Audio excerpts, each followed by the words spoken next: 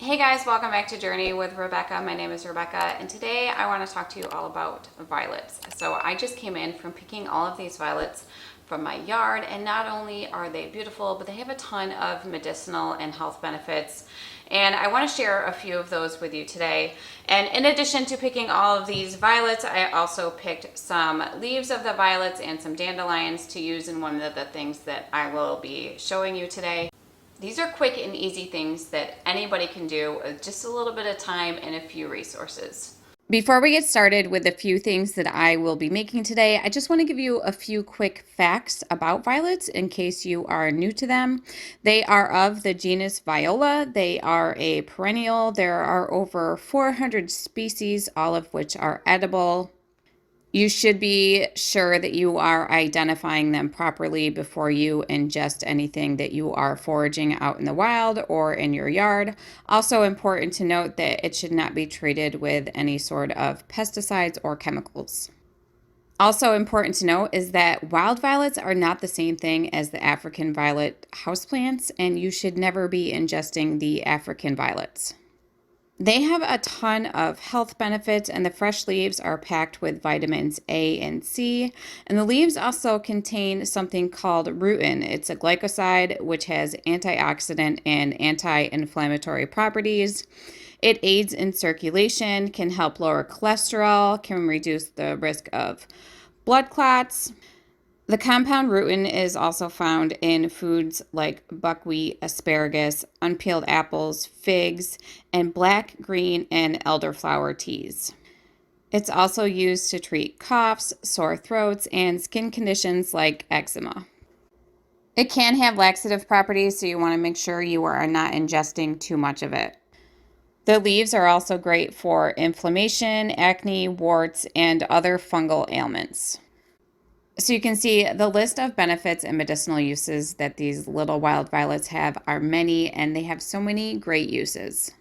So the first thing that I'm doing today, and probably the most simple of everything that I'm doing today, although none of it is hard, is just making some really simple violet ice cubes. I'm just taking an ice cube tray and I'm filling each of them halfway, and then I'm going to place the flowers on top. So I did rinse all of these just to get off any pollen, dirt, debris, anything else that may be on them.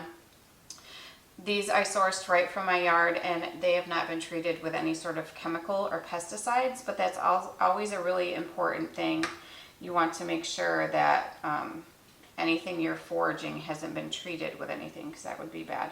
So all you do is you just place the flowers on top, and you're going to freeze them. Once it's frozen, you're going to fill the rest of the trays and then freeze again, and then you'll end up with a really pretty ice cube that you can use for entertaining, or even just a random Tuesday because you want to be fancy. It's totally up to you.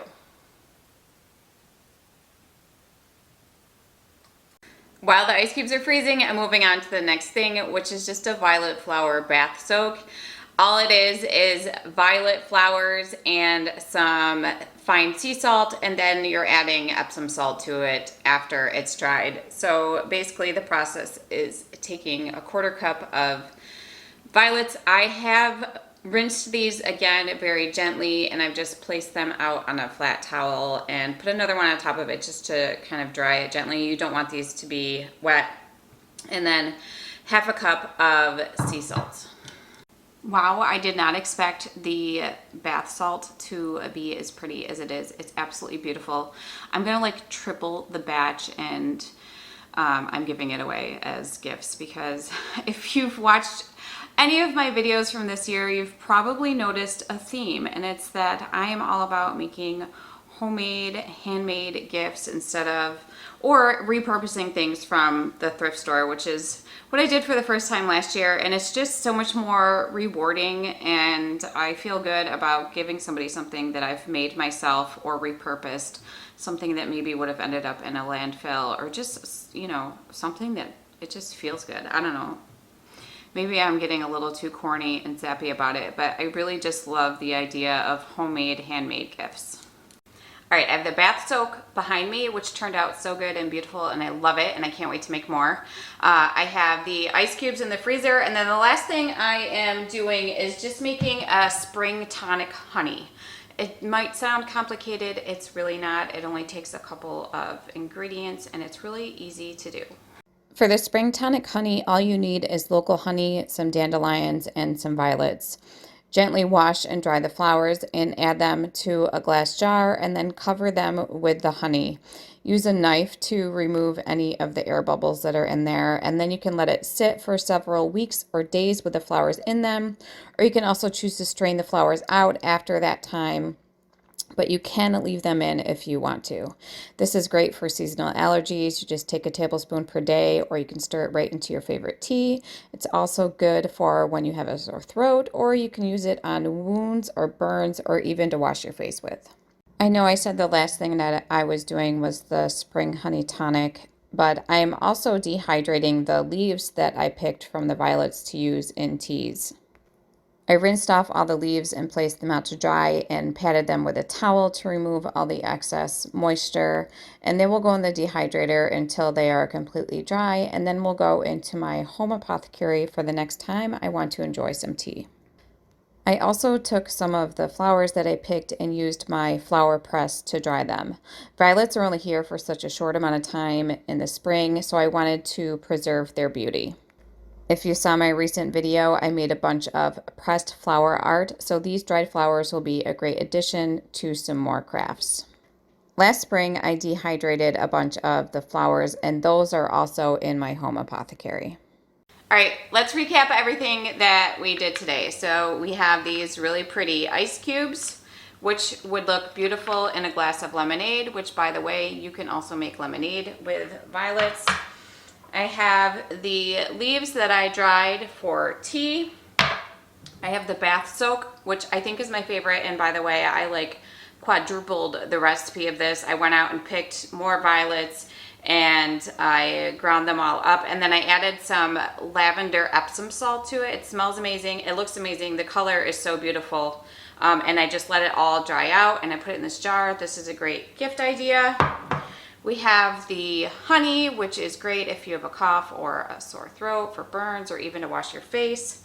Then I dried a bunch of flowers, which I also have here. These are going to be great for any sort of dried flower craft that I have. And then I just have the leftover violets that I dried last spring, and they're just in my apothecary because they're pretty and I like them, but you could also use them in tea as well. So that was a lot, but it was also a ton of fun. I really enjoyed using the violets for all different sorts of things. And like I said, there's so many other things that you could be doing with violets. They're good and they're good for you and they're beautiful just to look at. So I really hope you appreciated and enjoyed this video. And if you did, please be sure to give it a thumbs up. Don't forget to subscribe and share, and I will see you guys soon. You can see my dirty dishes. Now you can see the big mess that's behind me. Violet flower bath soak. Oh my God. While the ice cubes are freezing, I'm going to move on to the next thing, which is a violet. What is it? Okay, what is the problem?